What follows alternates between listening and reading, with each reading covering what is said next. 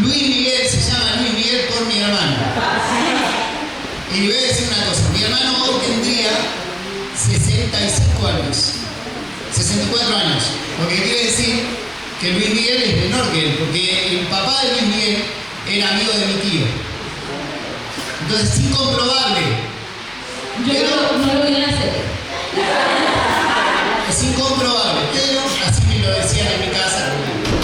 Bien. Pero perdón, no quiero dar más detalles, porque yo tenía un tío famoso, pero no quiero dar más detalles.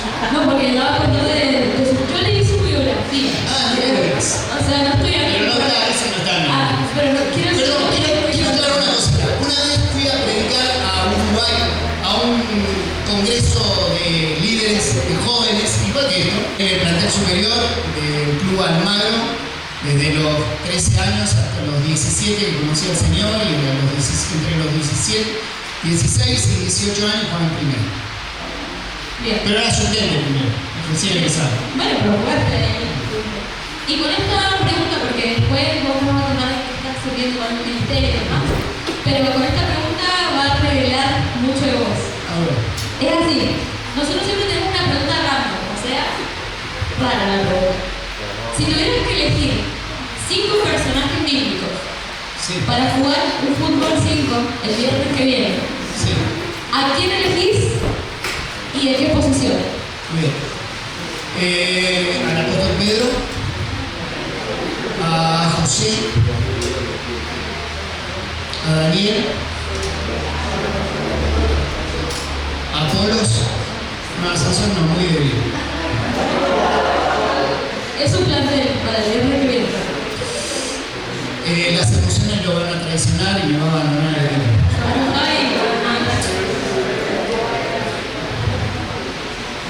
Creo que nombré 3, ¿no? Sí, 4. ¿Y en qué posición? Bueno, yo atajaría. Vos atacas. Sí. Ok. A Pedro lo pondría de 5, un 5 rústico. A Pablo lo pondría como un creador de juego.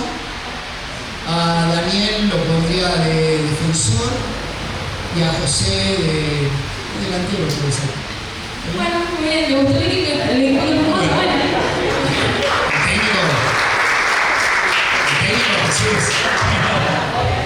Sí, muy bien. Bueno, listo. Judas tiene equipo. Bueno, ¿De qué equipo soy? Judas tiene equipo, digo ya. No, Judas. Ya está, fuera. bueno, pero te quería decir de qué equipo es. Sí, yo soy del club que todo cristiano tiene que ser, de San Lorenzo. La Biblia dice ser santo porque yo soy santo. Aparte, uno de los hombres fieles del Señor fue jugador de San Lorenzo, que fue Paulo Silas, al cual tengo el gusto de conocer, que es un hombre de Dios, que me encantó y lo disfruté en charlar con él. Bueno, ¿listo? ¿Acá me puedo poner? Sí, vamos a orar por usted. Ok. Y ahí, bueno, le damos todo el tiempo que necesita. Bueno, oramos. Señor, te damos muchas gracias por este tiempo que podemos disfrutar con estos pastores, Señor, que nos están visitando en esta oportunidad. Y Señor, es todo muy lindo, muy disfrutable y demás, pero queremos que nos hables en este momento, Señor, que abras nuestros ojos espirituales, nuestro corazón, Señor, que todo lo que recibamos venga de parte tuya, Señor, que guíes a nuestro pastor en todo, Señor. Dejamos este tiempo en tus manos, Señor. En el nombre de Jesús, amén. Bueno, me voy a quedar acá, porque así puedo preguntarles a ustedes. Yo quiero cambiar el paradigma de lo que es la tarea pastoral y el liderazgo en la iglesia. Quiero romper paradigmas y quiero que ustedes me ayuden. Por ejemplo, quiero hoy hablarles acerca de las fases en la vida de un discípulo, y yo quiero que hoy te vayas de acá ubicándote en qué lugar estás vos dentro de lo que es ser un discípulo de Cristo, cualquiera sea el rol que ocupes. ¿Está bien? Muy bien, pero para romper este paradigma, quiero mostrarles esta imagen. ¿Quién es esta persona? ¿Podés poner la otra? ¿Quién está en los controles en el Pablo? Mirá el Manuel, el abogado, no me defendió en este caso. Muy bien, ¿quién es? ¿Cómo? Scaloni, muy bien. Era otra etapa de su vida. Esta era la etapa de jugador de Newell's. ¿Está bien? Mira, acá ni lo conocen, ni se acuerdan quién es. Bueno, pero mostramos la otra foto. ¿Podés pasarla? Ahí está. Esta es otra etapa de su vida. ¿La etapa de qué? De director técnico. Ahora, observen estos personajes que voy a mostrar ahora. ¿Quiénes son? Si yo les preguntaba hace 3 años atrás o 4, ¿quiénes eran estos con la foto? Ustedes no tenían la menor idea de quién eran. ¿Es así o no? Quizás el de River sí, pero yo que Enzo Fernández sí. Seguramente. Porque jugó en Defensa y Justicia, después jugó en River, fue a Defensa y Justicia. ¿Qué quiero decir con esto? La virtud del director técnico que es Lionel Scaloni. Cuando Scaloni lo eligieron como técnico, todos no daban 2 pesos por él. Lo querían echar, yo no tenía experiencia, que era un desastre, ¿qué iba a hacer? Maradona lo criticaba, lo mataron. Cuando él eligió que el arquero de la selección iba a ser el Dibu Martínez, peor todavía. ¿Quién es el Dibu Martínez? ¿Quién es el Cuti Fernández? ¿Quién es el Yo? Bueno, eso Pérez lo conocían de River, pero lo mataban. ¿Ustedes se acuerdan de eso? ¿Cuál fue la virtud de Lionel Scaloni? La virtud de Lionel Scaloni fue exalzar al equipo por encima de la figura que era Messi. ¿Entienden? O sea, lo que hizo Scaloni es que el equipo sobresalga por encima de lo que es la figura de Messi. Porque todos hablaban de Messi y 10 más. ¿Es así o no? Pero en un partido con Brasil, Messi no jugó y le hicimos 5 goles a Brasil. ¿Se acuerdan? Lo que quiere decir que él potenció el equipo. ¿Qué quiero decirle con esto? Que quiero cambiar el paradigma de lo que es nuestra tarea pastoral. Nosotros tenemos que hacer que el equipo se potencie y no la figura mía. No soy yo el que tiene que sobresalir en la iglesia. No tiene que ser la iglesia de Pedro, no tiene que ser la iglesia de Claudio, no tiene que ser la iglesia de José, tiene que ser la iglesia de Cristo, donde los miembros de la congregación pueden desarrollar sus dones y sobresalir en el equipo, lo que hizo Lionel Scaloni.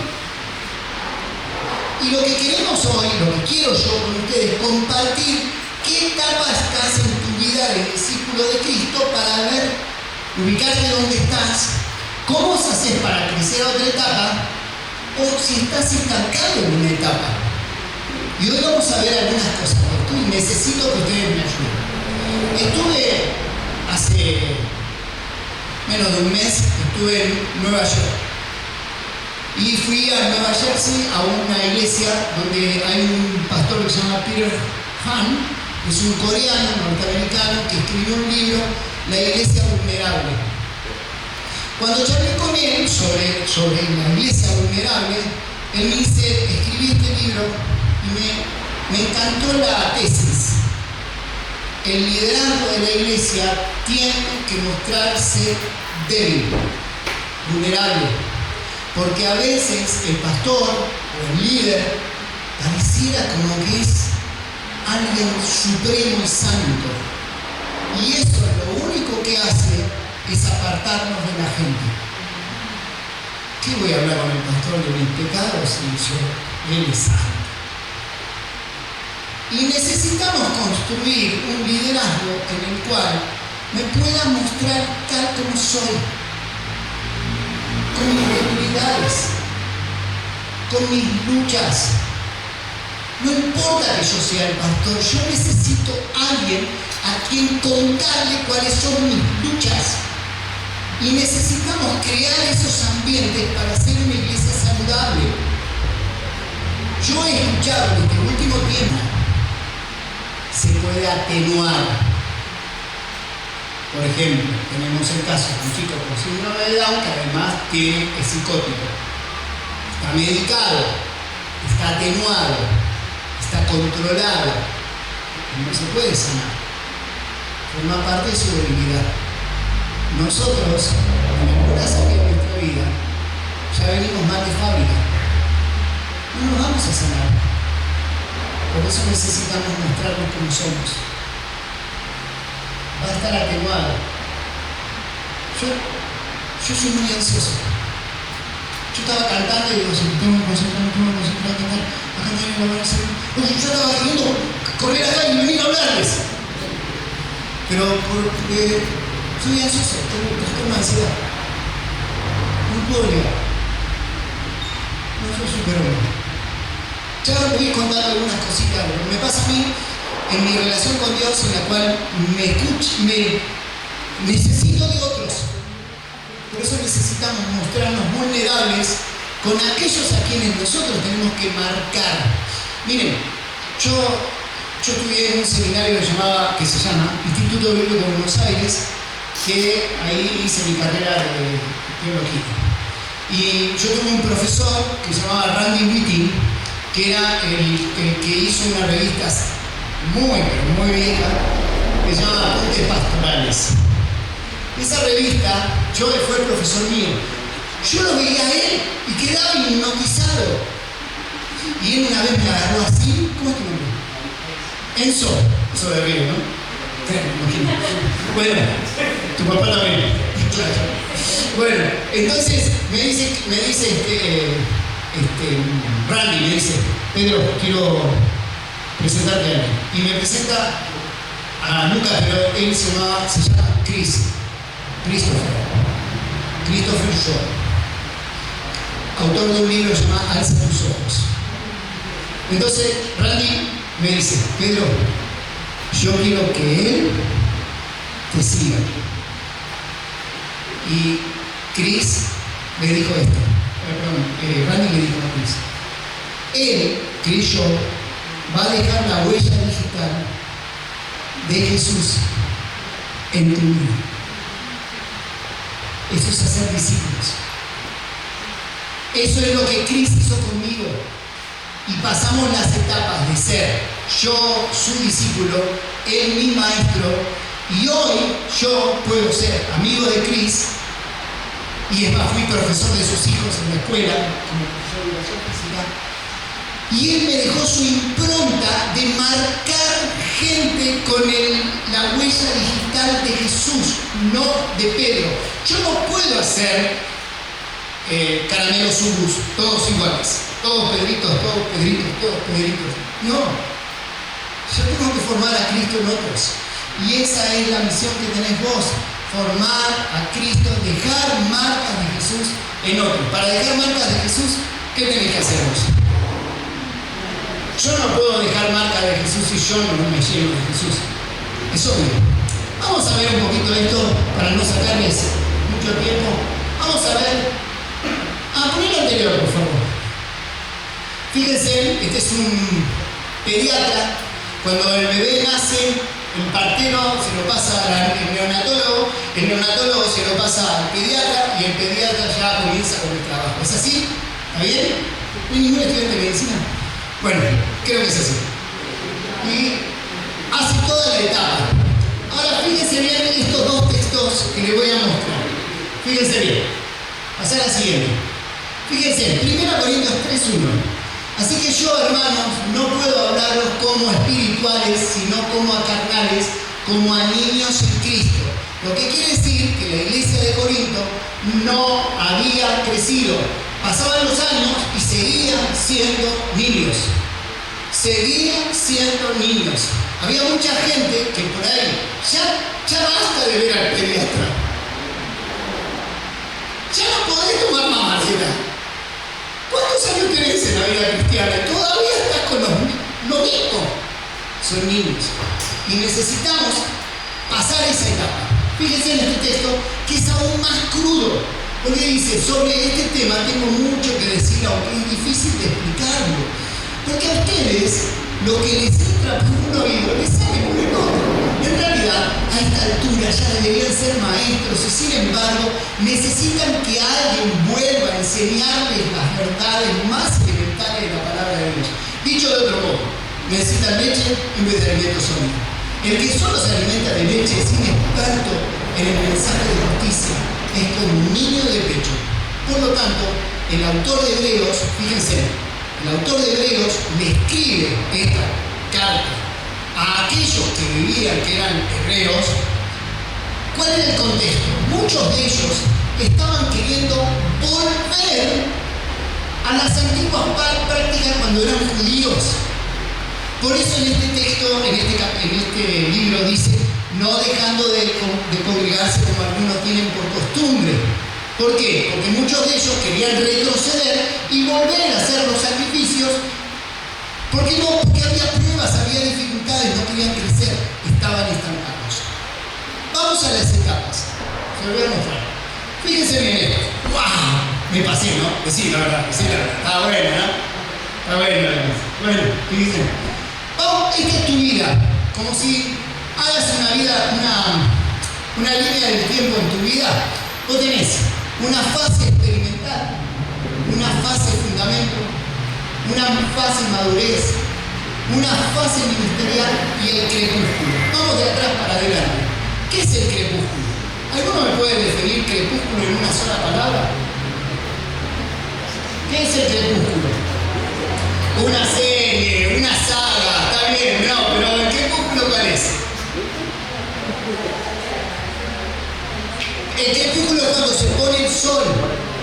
Miren, estuve predicando en Chile hace muchos años y había predicado en 2 o 3 iglesias, me fui a un lado para el otro y después el pastor me lleva a la costa del mar y vi la puesta del sol, cosa que en el Atlántico no lo tenemos. En el Atlántico vamos a ver cómo sale el sol, pero en el Pacífico ves la puesta del sol y era el final del día. El crepúsculo es el final de la vida. No todos podemos llegar al final de la vida como siervos de Jesús. Porque quizás hay gente que ni llega a esa etapa. Les doy un ejemplo bíblico. Esteban no llegó al crepúsculo de su vida. ¿Por qué? Porque lo mataron. O sea, apenas pasó por la fase de fundamentos. Porque recién empezaba su entusiasmo como siervo de Cristo. Entonces lo que queremos hoy, lo que quiero yo hoy, es que ustedes identifiquen en qué lugar están. Quiero algunas generalidades. Por ejemplo, ¿vieron que dice pruebas y tentaciones?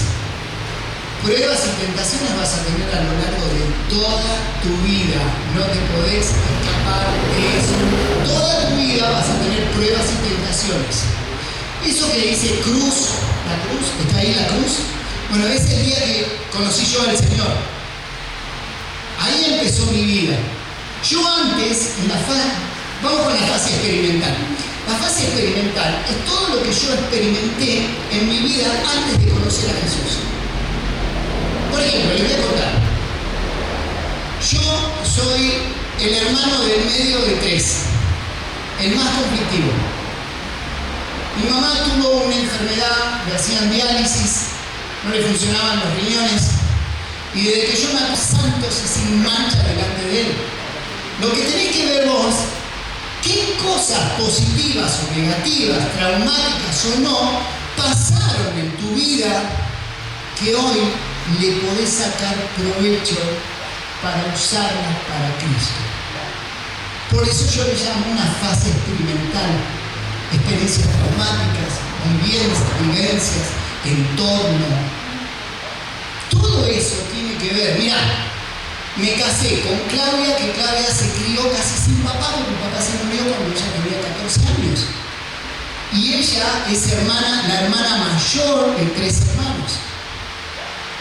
Y yo soy del medio. Yo fui el más conflictivo. Fui de los compañeros de la primaria, bueno, que hacía líos. En la secundaria arranqué un inodoro del primer piso y lo tiré así en medio de la calle. y me expulsaron. Pero todo tenía una razón de ser, no porque era un pícaro.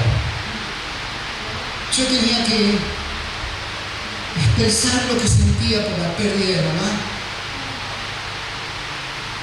Mi comportamiento tenía algo que ver con eso. Y a vos te va a tocar gente que tiene que empezar a mirar qué está pasando detrás de ese comportamiento. Mi compañero de la secundaria, muy pocos de ellos terminaron un estudio terciario. Yo sí. O sea, pude darle, Dios trabajó mi vida en eso. Entonces, esa es la fase experimental hasta que conocí a Jesús. Y ahí empezó la vida. Ahí empezó la vida cuando yo conocí a Jesús. Y empieza la fase fundamentos. En la fase fundamento, vos tenés experiencias transformadoras, tenés experiencias nuevas.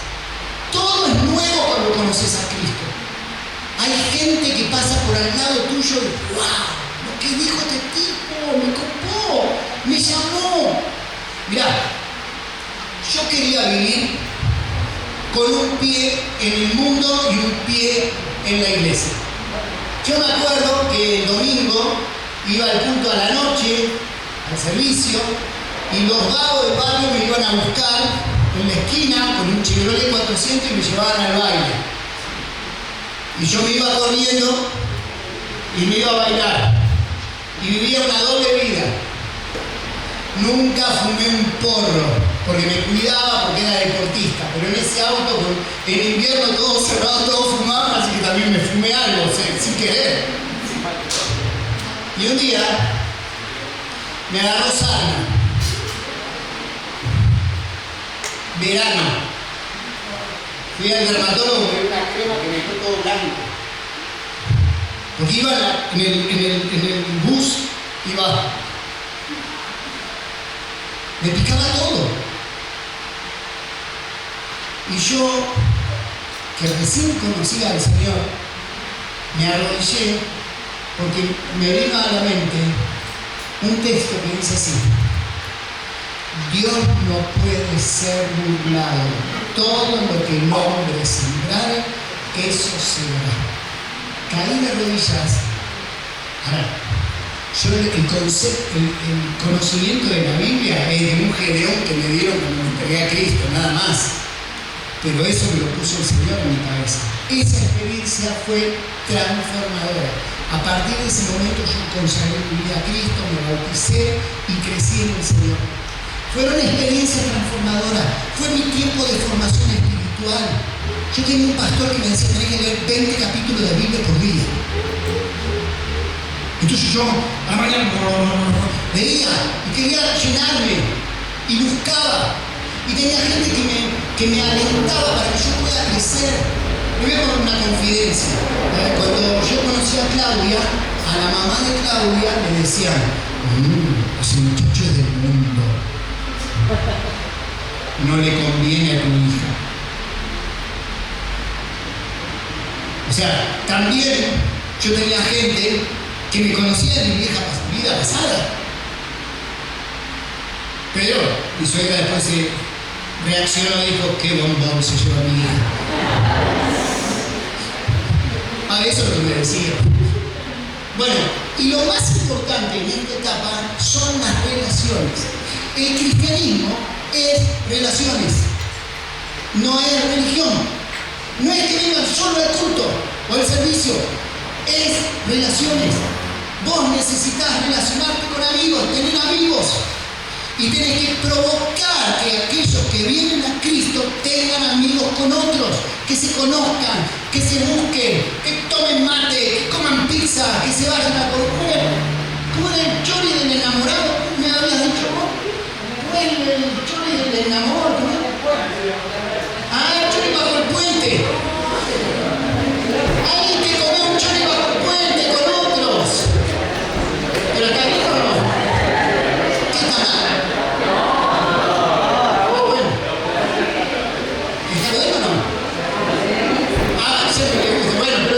Pero tenemos que hacer eso. Porque en esta etapa es donde vos necesitas conocer con otros. Vamos a la siguiente fase. ¿Cuándo pasamos de una fase a otra? A ver, no lo lean. ¿Cuándo se piensan ustedes? Ah, listo, ya, ahora estoy en la fase, salté de fase de fundamento, ahora viene la otra fase. ¿Cuál? No te escuché. Cuando da el fruto del Espíritu. Pero tiene que pasar algo. Tiene que haber un clic. Morir. Pero ¿cómo te das cuenta que pasaste de una fase a otra? ¿Qué? No lo leas, te estoy viendo, Ya lo leíste, ¿no? Vale. ¿Sabes cuándo? Hay una crisis. Las crisis es el escalón para crecer. Y ahí es donde se ve si vos querés seguir acá, que es más cómodo, o crecer. Cuando nosotros llevamos a nuestros hijos a la escuela, no, pero quiero entrar, hijo, ya.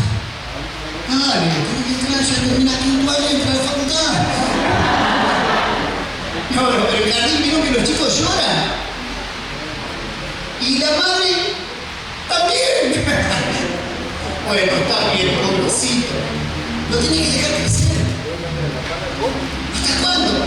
¿Hasta cuándo va a tomar la teta? Le decía una señora a una mamá que el nene venía del jardín de 5 años y le seguía dando la teta. Perdón si aquí hay alguien igual, perdón. Pero es así. La crisis, yo me acuerdo del destete. El de Esteban fue el más traumático. Yo me acuerdo cómo sufrió la mamá de Leal. Yo me acuerdo. Pero la crisis le enseñó a crecer. Fíjense en este texto. Y ustedes, ¿quién dice que soy yo? Contestó Pedro, tú eres el Mesías. Y a partir de ese momento Jesús comenzó a enseñarle que era necesario que el Cristo padeciese. Fíjense, entonces Jesús comenzó a decirle que el Hijo del Hombre tendría que sufrir muchas cosas terribles y ser rechazado por los ancianos, por los principales sacerdotes y por los maestros de la ley religiosa. Lo matarán, pero 3 días después resucitará. Lo que quiere Dios se falla. Y estuvimos ahí acompañándolo. Fue una crisis y ese fue un detonante para él. Él se podía haber apartado, pero él se consagró al Señor, a pesar de que su novia no quería saber nada con él porque había muerto su hijito. Entonces, ese fue un detonante para él. Tuvo que romper un montón de cosas para crecer. Y muchas veces esto es lo que nos va a hacer pasar de fase. Vamos a la siguiente. Cuando pasamos de fase, pasamos a la fase madurez. La fase madurez es donde se van a intensificar las guerras espirituales. No vas a tener muchas. Vas a tener verdadera guerra espiritual. Donde vos tenés que tener tus primeras experiencias de servicio, donde vos vas a empezar a servir en una variedad de ministerios. Yo dirigí alabanza, estuve con niños, o sea, probé todos los ministerios. Es más, cuando vos estás en la iglesia y tenés ganas de servir, querés servir en todos lados. Y está bien, tiene que ser así. Porque forma parte de tu formación como discípulo de Cristo. Fíjense bien que hay un libro que se llama Plan Supremo de Evangelización de Robert Coleman, que dice así. En ese libro dice lo siguiente, que las primeras etapas en la vida de Jesús hacía y los discípulos miraban.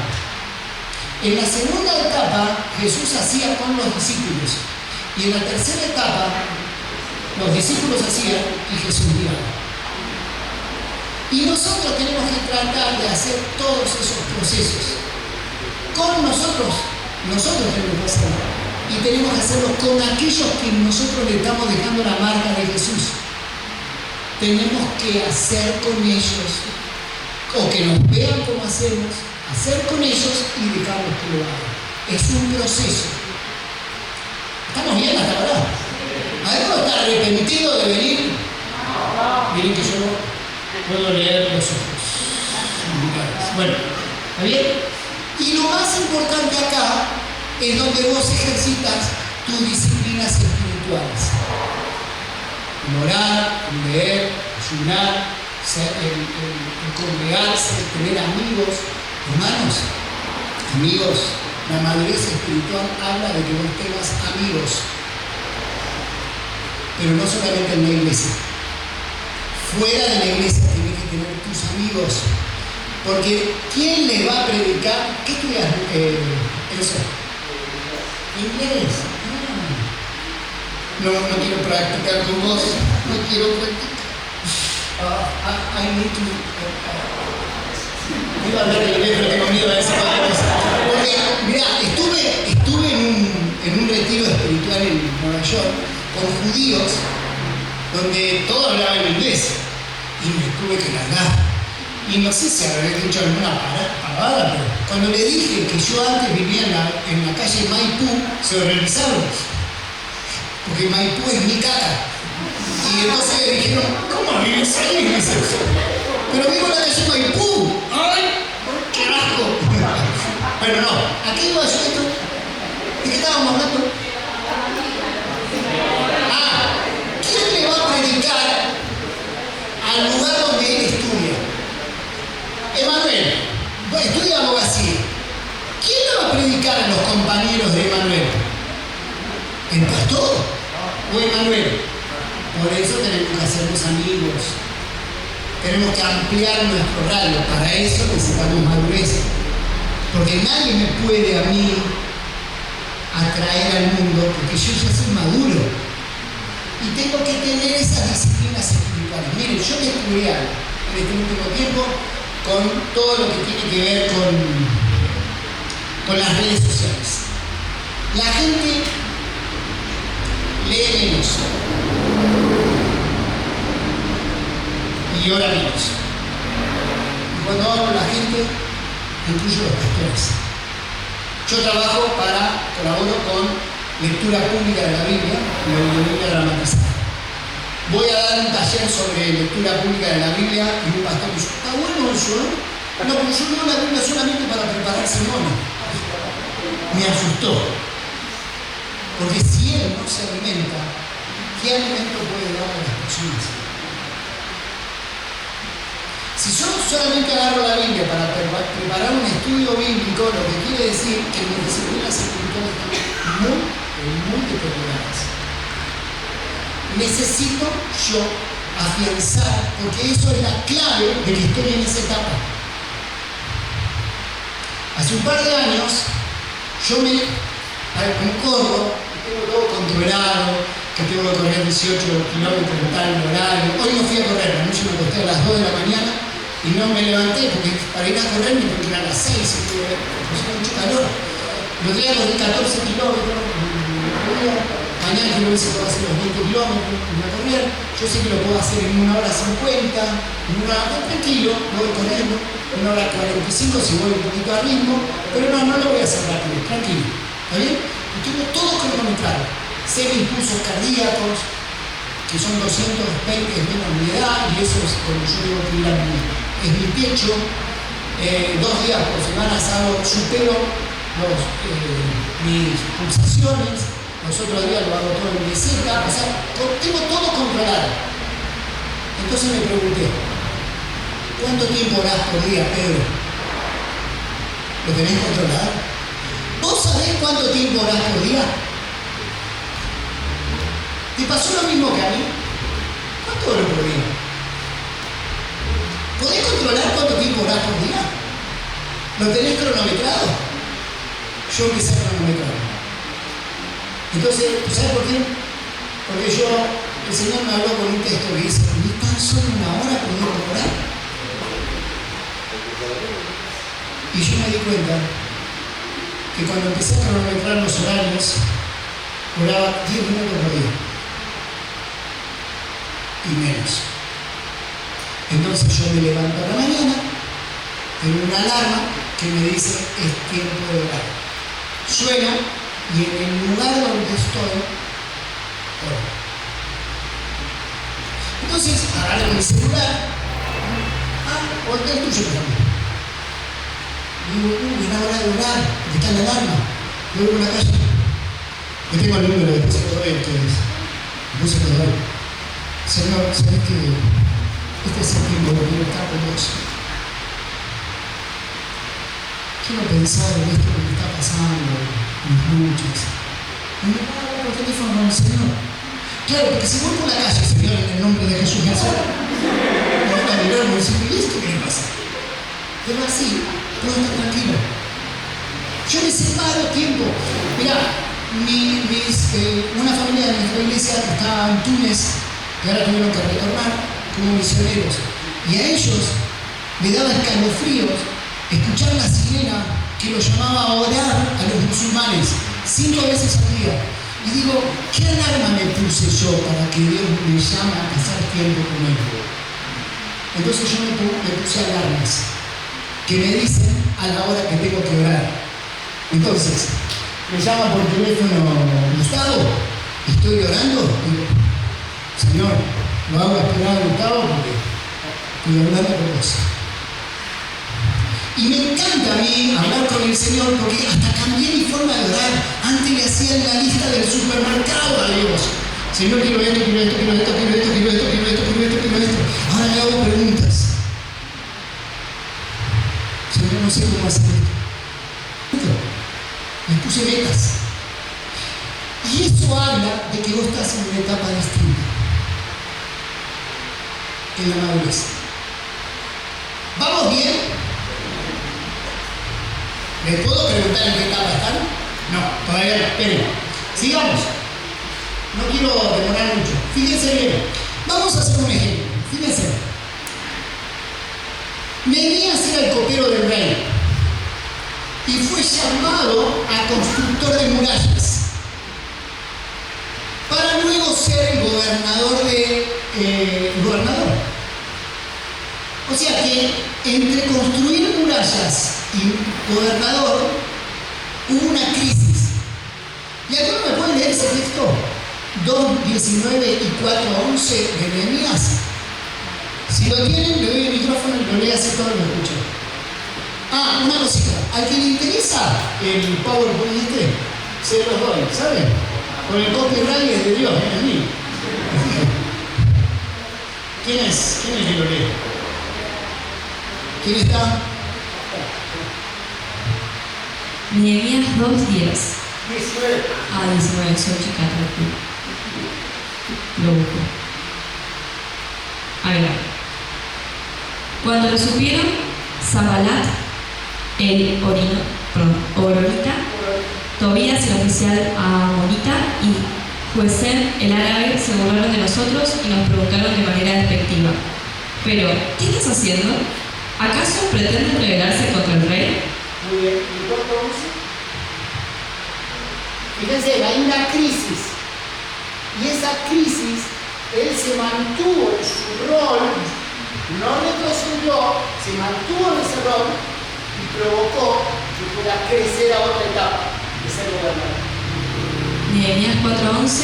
Y nuestros enemigos maquinaban: les caeremos por sorpresa y los mataremos. Así haremos que la obra se suspenda. Muy bien. Lo que quiere decir que va a haber problemas y dificultades, pero tomalo como una crisis que te va a hacer crecer a otra etapa. Entonces, vos vas a empezar a tener el concepto de esto de la vida. Tú me estás a mí, no, siempre lo mismo, Pero si no entendés ahora que todo esto Dios está trabajando con tu vida, no es lo que vos haces con otros, es lo que Dios está haciendo con vos, que es distinto. Vamos a la otra. ¿Qué significa la madurez ministerial? La madurez ministerial tiene la característica de que vos vas a hacer solamente lo que Dios te manda hacer. Por ejemplo, yo ya no dirijo más la alabanza. Yo ya no doy clase a los niños. ¿Qué lo hace otro? La madurez ministerial te vas a dedicar a hacer lo que Dios te mandó a hacer. No te vas a desviar. ¿Me entienden? ¿Cuáles son tus dones? ¿Qué don te dio Dios? ¿Alguno sabe cuál es el don que te dio el Señor? ¿Y lo quiere decir? Porque algunos pueden decir así: creo que tengo esto, pero también tengo esto. Pero también, está bien. Pero ¿a qué te llamó el Señor? ¿Me entienden? Entonces vos te vas a dedicar a eso. Solamente. Hay un pastor llamado González, lo conocen, creo. González habla, vos lo vas a invitar a hablar sobre la segunda venida de Cristo y él te va a decir: no, yo voy a hablar de finanzas. Ese es su perfil. Y se prepara en eso. Y no lo moves de ahí. ¿Me entienden? La madurez ministerial, vos vas a hacer lo que Dios te pidió que hagas. No vas a... Lo otro, que lo haga otro. Si Dios levantó dones en la iglesia, yo no puedo hacer todo. ¿Está bien? Fíjense ustedes un detalle. Vienen los discípulos a Jesús y le dicen: están todos ahí, se van a morir. ¿Y qué le dice Jesús? ¿Qué le dice cuando alimenta los panes y los pescados? No quiero decir peces, porque la palabra panes me sale otra palabra que se van a empezar a reír. Entonces, ya le ha pasado a muchos pastores. Aparte eran pescados, porque ya salieron del río. No eran peces, eran pescados.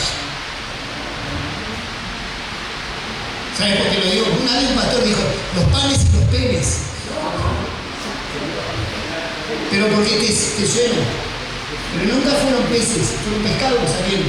No es pescado. Bueno, a ver, ¿qué dijo Jesús? ¿Qué dijo Jesús ahí? Denle ustedes de comer. Jesús le dijo. Jesús miraba los discípulos así. Entonces, y este es el discernimiento que tengo. Acá es donde aprendemos a discernir qué tengo que hacer, qué no tengo que hacer. Este viaje a Mendoza, hoy estamos hablando y le decía al Señor, está perfilando mi madurez ministerial, porque estoy hace varios meses y años que estoy preguntando al Señor qué querés que haga, y el Señor me está mostrando ser un entrenador. Entrenar gente para que salga del ministerio. Preparar gente para... Puedo predicar, puedo evangelizar, pero no, quiero preparar gente, porque es lo que me llamó el Señor, para que ellos hagan. O sea que estoy ahí casi entrando a la madurez ministerial. Estoy casi entrando. Bueno, y compañeros de trinchera, acá donde yo tengo que tener esos amigos a quien yo les puedo contar mis intimidades, mis luchas, mis problemas, mis dificultades. ¿Les puedo contar un chiste? ¿Sí? Así no se duerme. Dice que había 3 pastores y uno le dice al otro: che, ya que estamos acá, somos amigos, vamos a contarnos con él las debilidades que tenemos. Ah, bueno, dale. ¿Y vos? Mi debilidad son las mujeres. Sí, no les puedo mirar mujeres. El otro estaba. ¿Y vos? Mi debilidad es el dinero.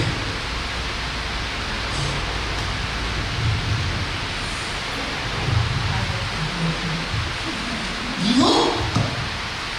¿Y vos qué te pasa? Mi debilidad es la murmuración, no me la voy a salir acá y contarles a todos los que Bueno, yo necesito esos compañeros de trinchera, donde yo pueda, pero esos compañeros de trinchera, ¿dónde se forjan? ¿Cómo se llama tu esposo? Yo no puedo decir, ahora cuando venga Marcelo: hola Marcelo, ¿cómo estás? Vení, sentate acá, te quiero contar cuáles son mis debilidades. No. ¿Cuándo forjé esos amigos? En mi etapa de fundamentos. Porque la amistad es algo que los años son las que se cultivan. Había un pastor, hay un pastor que se llama Juan Calcani, un amor de hermano de Buenos Aires, que una vez me dijo, todos aquellos que eran mis amigos se murieron, se fueron con el Señor. Ya no tengo amigos. Y es muy difícil formar amistad a mi edad, porque los años son los que forman la amistad.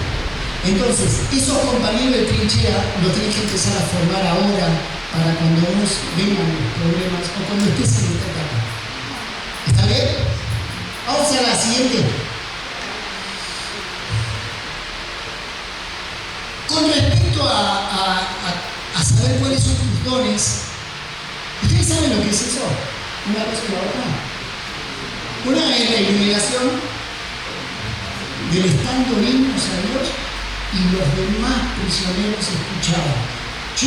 Siempre hablamos de que cantaban, detenete en que oraban, detenete antes de que oraran. ¿Qué estaba haciendo Pablo y Silas, los dos encarcelados? ¿Cómo nos fajaron, no? ¿Te pegaron mucho, no? Yo no sé. ¿Te dolió? Sí, no. Che, bueno, ahora juntos. Compañeros. ¿Entienden? Ellos. ¿O más? ¿No hay más? Ah, el crepúsculo. Muy poca gente llega al crepúsculo. Yo tuve la bendición de trabajar con Luis Palau 20 años. Luis Palau llegó al crepúsculo de su vida. Pero fíjense, Luis Palau nunca dejó de hacer lo que Dios le llamó a hacer. Nunca se desvió. Todos venían con nuevas ondas de lo que es la evangelización. Pero él siempre conservó el mismo espíritu de evangelizar. Siempre la cruz de Cristo, siempre la sangre de Cristo, el mismo de todo. No se desvió. Billy Graham llegó al fin de sus días predicando siempre. No se metió. Le ofrecieron ser presidente de los Estados Unidos, diputado, senador. Y me llamó a esto. Fue Lázaro. Con esto no te estoy diciendo, pero si Dios me llama a la política, dale. Te llamó a la política, dale. Pero dedicate a lo que Dios te llamó. No andes saltando de un lado para el otro, porque estás mostrando que no tenés una madurez ministerial. Necesitas tener una madurez espiritual, empezar a descubrir a qué te llamó Dios. Y él termina la vida, cuando yo hablo de crepúsculo, yo me gustaría llegar al fin de mi vida, pero no eso. Y esperar la muerte. Señor, que me llegue, Señor. Gracias por la gente a quien pude invertir y dejar la huella de Jesús en ellos. Así como Cristo fue yo, dejó su huella en mí. La huella de Cristo. Para esto me tengo que yo. No les traje el diario, porque yo tengo un diario. Yo escribo en un diario, tengo una letra, mi esposa me lo dice. Yo tengo una letra como la de Ken, el de la Barbie. Soy zurdo y tengo una letra hermosa, pero querido diario. No, en el diario pongo las actividades que tengo en el día. Como la lista del mercado, ¿no? Que mamá te manda a comprar el kilo de pan, tomate, yo pongo lo que tengo que hacer en el día.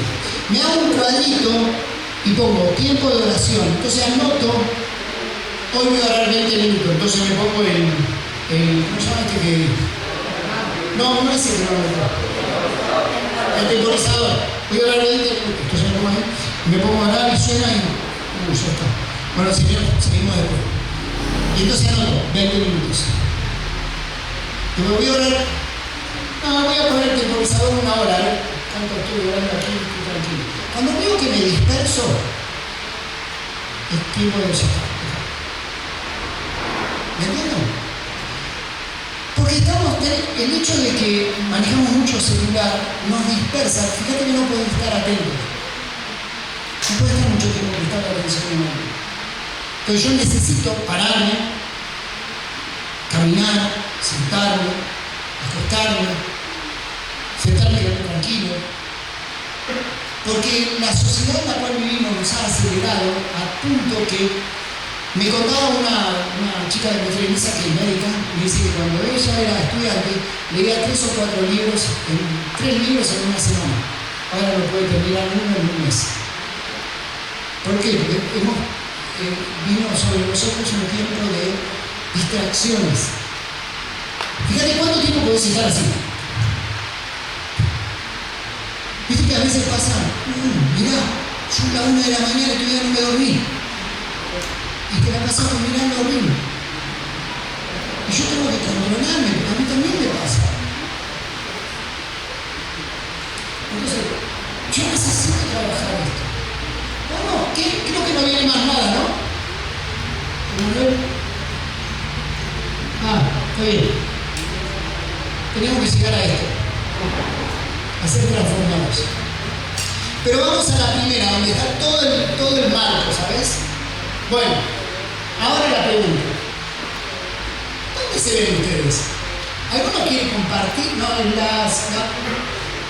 esa. ¿Dónde te ves? Crepúsculo, qué genio. A ver, ¿dónde te ves? Vayan pensando, alguno que quiera compartir, ¿dónde está? ¿Dónde se ve? Sin temor, Sin temor. Si vos me decís que estás en el crepúsculo, bueno, estás en el crepúsculo, que el Señor te bendiga. ¿Dónde te ves? Algunos me dicen, no, yo todavía estoy en la fase experimental, ni tengo a Cristo en mi vida. Bueno, es tiempo. Pero ¿dónde te ves? Fíjense, en la fase fundamento es donde está la ruedita del estancamiento. Acá es donde la gente se estanca en la iglesia. Ustedes empiezan a hacer un repaso de toda la gente que va a la iglesia de ustedes. ¿Cuánta gente en la iglesia de ustedes siempre con el mismo problema? Se quedó ahí. ¿Pero por qué no crece? Porque no quiere la crisis.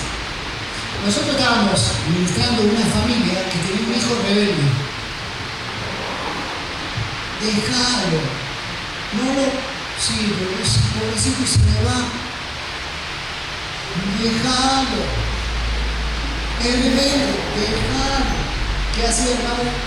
El hijo decía, me quiero hacer un tatuaje acá. Bueno, vamos. Y le pagaban un tatuaje. 18 años. ¿Sabe qué patada en el traste le doy? ¿Qué tatuaje? Anda a laburar si tiene un tatuaje. Pero si vos seguís con lo mismo, vos no creces y él tampoco. Pero, a ver, ¿estoy diciendo algo desubicado? Siempre venía con el mismo problema. No, lo que pasa es que mi hijo no está muy rebelde. Pero pará, lo estás haciendo vos rebelde. ¿Qué hizo el padre del padre amoroso ahí en la parábola? ¿Qué hizo? Andá, cuando comió la comida es durísimo, pero cuando comió la comida de los cerdos, ahí se dio cuenta dónde estaba. Entonces, hermanos, mi hijo me pide un celular. ¡Que vaya a laburar! ¡No se lo compres! No va a crecer. Me encanta la historia que contó Batistuta, que dijo que su hijo trabajaba en una fotocopiadora para comprarse un... Y tú dices, con la guita que tiene, no se la tiene que ganar. Bueno, ¿dónde te ves? Che, mucho tiempo estoy hablando. Bueno, a ver, ¿dónde te ves? Vamos, che, vamos, anímense. ¿Dónde te ves? Pregunto así. ¿Dónde te ves?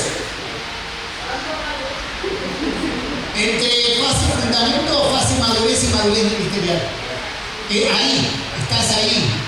Es como que estás descubriendo, a ver, ¿a qué te llamó específicamente el Señor? Ya lo sabes. ¿Me entiendes?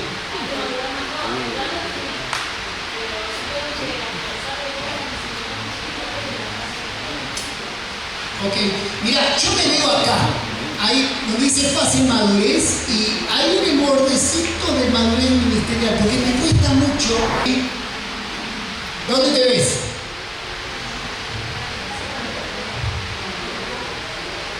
Un poquito para acá, con quien maneja la barrera del fútbol. ¿Dónde te ves?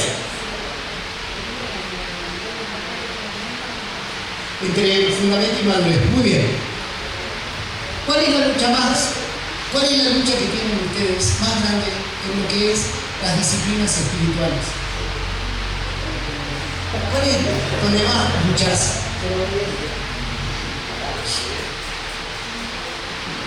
¿Cuál es la lucha que tenés? Ah, no, yo de orar unas 4 horas al día y no tengo ningún problema. O, no, me cuesta mucho levantarme temprano para leer la Biblia. O me cuesta mucho hacer esto. A ver, ¿cuál es? Dentro de las disciplinas, ¿cuál es? Ayunar. Muy bien. Quizás porque no entendemos el ayuno. Porque limitamos el ayuno a no comer.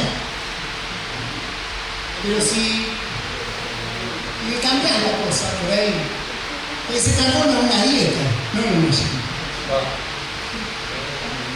Porque, por ejemplo, voy a ayunar 24 horas. ¿El ayuno? No, pero voy a ayunar. Mañana ayuno. El problema es ese. Mañana ayuno. El ayuno se planifica. ¿Qué voy a hacer en el ayuno?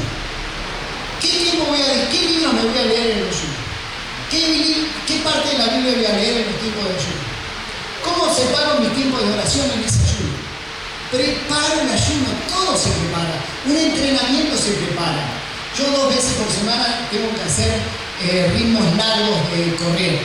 Después, una vez por semana hago pesas. Después, y trabajo mucho miembro inferior.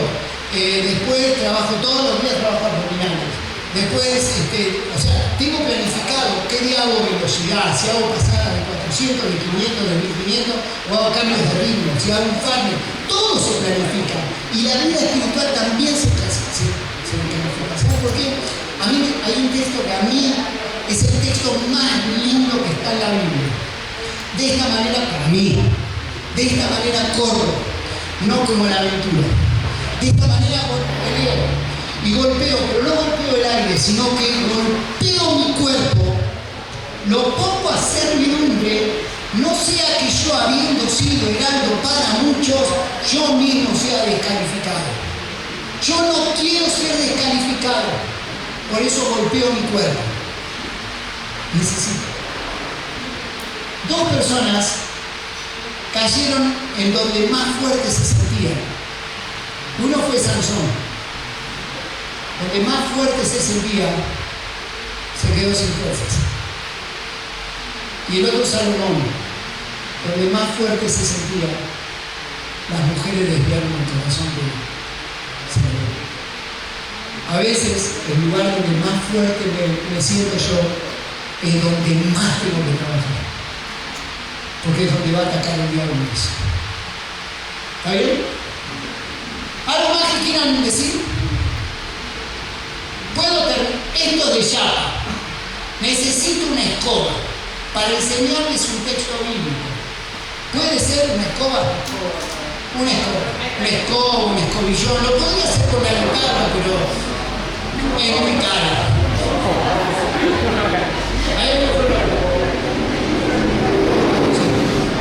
Vamos, bueno, antes de la escoba, que les voy a enseñar un texto bíblico, ¿hay alguna pregunta que quieran hacer?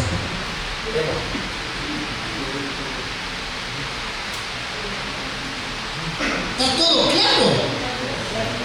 ¿O están todos tímidos? ¿Cómo generar esos hábitos de forma bien práctica? ¿Cómo generar un hábito de orar? Yo me propuse orar en la 10ª parte de un día. 2 horas 40. Todavía no llegué. Hoy oré 1 hora 10. Porque lo tengo anotado. Ayer, 45 minutos. Cuando vos vas a correr una maratón, vos mañana no vas a correr 42 kilómetros, sino que vas a empezar con 10, con 15, con 20, con un pico. En realidad, para correr una maratón vos tenés que tener un pico de 35 kilómetros hecho para después saltar una. O sea, es un proceso.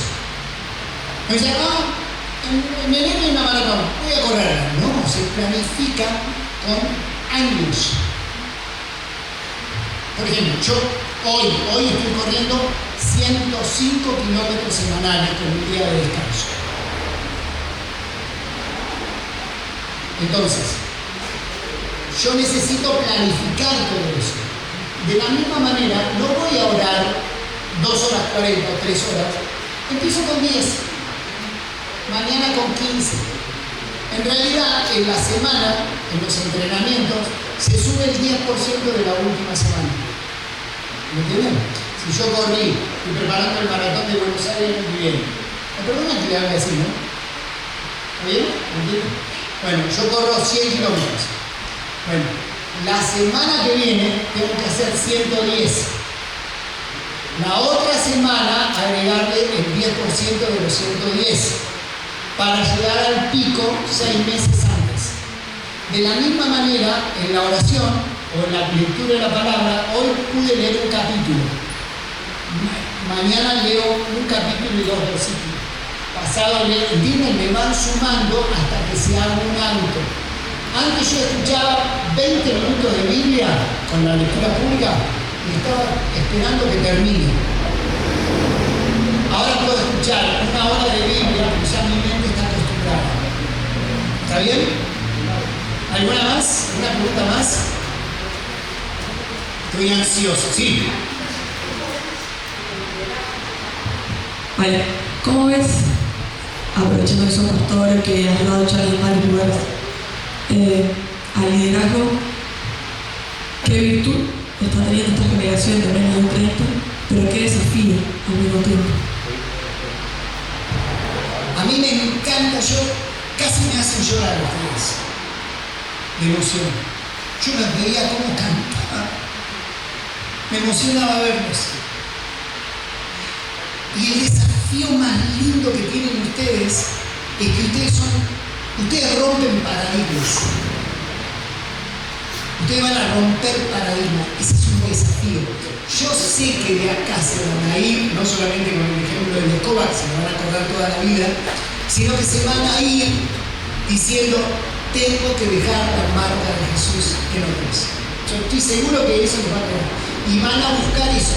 Y van a tener amigos. A mí me habían dicho que estudiar educación física era pecado, porque la Biblia dice que el ejercicio físico para todos es provechoso. Pero a ustedes no le pueden vender cualquier verso, porque ustedes investigan. Ustedes van a la seguridad y dicen, inteligencia artificial. Está bien lo que me dice mi pastor, que yo tengo que... ¿Entienden? Ustedes van a investigar. Entonces es un desafío lindo que viene. Y hoy la juventud, y esto está bueno que ustedes miren, la juventud de hoy es el desafío más grande. Por ejemplo, los jóvenes no quieren tener hijos, prefieren tener un perro. Y es un desafío que tenemos, que los jóvenes se casen y tengan hijos. Los musulmanes tienen 5 o 6 hijos. Ustedes van a Europa, ya no hay más iglesias evangélicas. Todo el mundo de Francia, en España, en Inglaterra son musulmanes. Había no sé si era modelo o algo. ¿Cómo se llama esta chica? Sí, lo que nosotros estamos buscando en lectura pública de la Biblia, que te juntes con alguien a leer la Biblia. Tan sencillo como eso. Que te juntes en un café, en una plaza, es escuchar la Biblia. Hay 3 conceptos que nosotros manejamos. Escuchar la Biblia en comunidad, llevar un registro de lo que escuchás o lees y tener un plan y rendirse cuenta. 4, rendirse cuenta. Por ejemplo, ¿cuál es tu plan? Mi plan es leer una vez que sea la Biblia, o la mitad del Antiguo Testamento, una vez el Nuevo y una vez los Salmos. Bien, vamos, te aliento eso. Entonces rendirse cuenta. ¿Cómo te fue hoy la lectura de la Biblia? Bueno, dale, vamos. Dale, la semana que viene.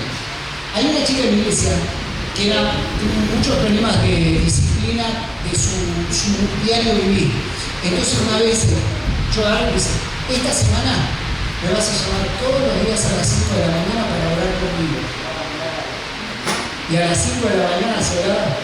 Hola, Pedro. Hola, ¿cómo andás? ¿Paramos? Dale. Mira, esta es un hermoso día. Hasta que se le hizo un hábito. Esto es acompañar a otros. Esto es acompañar. ¿Listo? ¿Algo más? ¿Sí? ¿Qué recursos tienen para personas con discapacidad? Ay, pero tenías que haber venido ayer al taller. ¿Quién quiere venir a Buenos Aires? Levante la mano. Bueno, cuando vengan a Buenos Aires, nosotros le damos alojamiento y vienen a ver el centro del cielo cómo funciona en nuestra iglesia.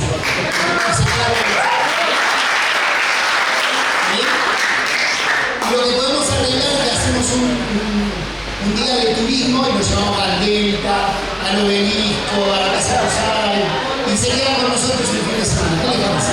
¿Me gusta la idea? Sí. Es más, si no tienen inconveniente, le hacemos dormir en la iglesia, que es toda la comunidad. Tenemos colchón y no hay problema. ¿Tienen algún problema de eso? Están invitados. Están invitados. Aparte, podemos hacer un plan. Yo tengo chicas solteras y hacemos un pase con opción a que se la lleven o que vengan ustedes. ¿Está bien? ¿Listo? ¿Empiezo? Bueno, miren esto. Miren esto,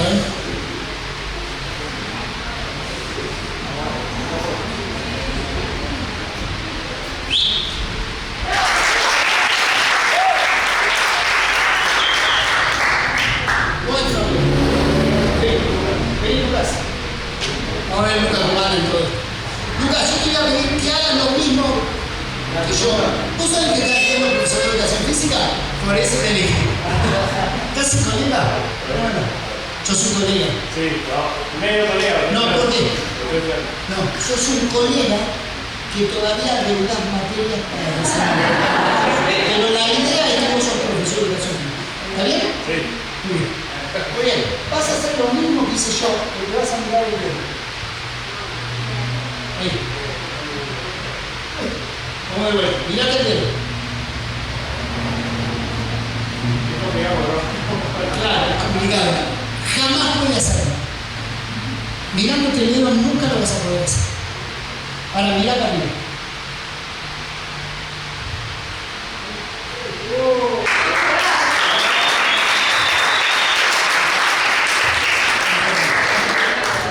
Hermanos, principio bíblico. Si pues habéis resucitado con Cristo, buscad las cosas de arriba.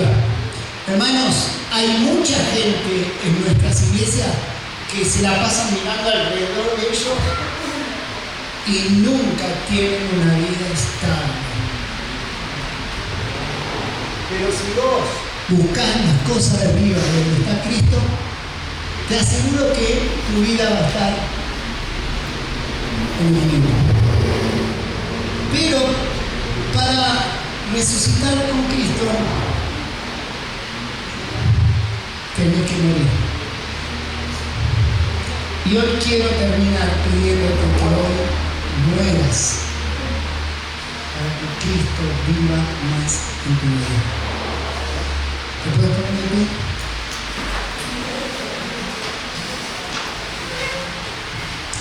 Quizás Dios te habló de alguna manera, de una u otra forma te habló con algo, te diste cuenta dónde estabas en tu vida, cómo es tu vida hoy, cuáles son tus luchas, tus pruebas, a dónde quieres llegar. Todo para llegar al crepúsculo es gracia. Por ahí te toca, por ahí no. Yo tengo amigos que murieron en la etapa fundamentos. El Señor se los llevó. Y tengo otros que se estancaron, pero siguen sintiendo. Pero vos, ¿dónde estás hoy? Y yo quiero invitarte que para poder crecer, tú puedas morir para que Cristo viva más en vos. Cerrá tus ojos.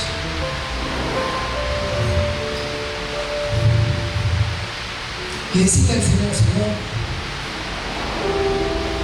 quiero crecer, Señor. Quiero golpear mi cuerpo, ponerlo a servidumbre. Yo no quiero ser descalificado, Señor. Quiero que tú me enseñes a caminar a tu lado. Padre, quiero tener a alguien que pueda dejar la marca de Jesús en mí, para que yo pueda dejar la marca de Jesús en otros.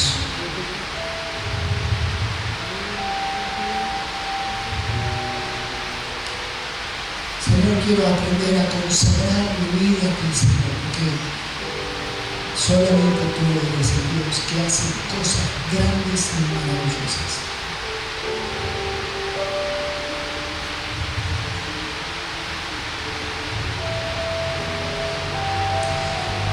Padre, obra en todos estos jóvenes. Señor, que en el lugar donde ellos vayan, el poder de tu Espíritu pueda moverse con total libertad. Señor, quiero rogarte, ellos tienen sueños, Padre, tienen sueños por cumplir, Señor. Ellos tienen desafíos. Señor, ellos tienen luchas, debilidades. Muchos de ellos quizás están peleando con pecados que no pueden abandonar. Yo te ruego, Señor, que puedan juntarse con otros, poder vencer todas esas tentaciones y poder ser libres, Padre. Señor, gracias porque tu amor hacia nuestra vida es inalterable. Gracias, Padre, por tu bondad, por tu amor, por amarnos. Gracias, Padre.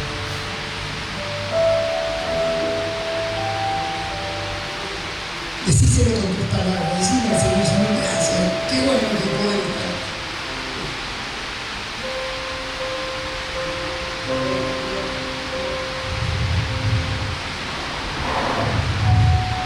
Alabo tu nombre, Señor, y te doy gracias.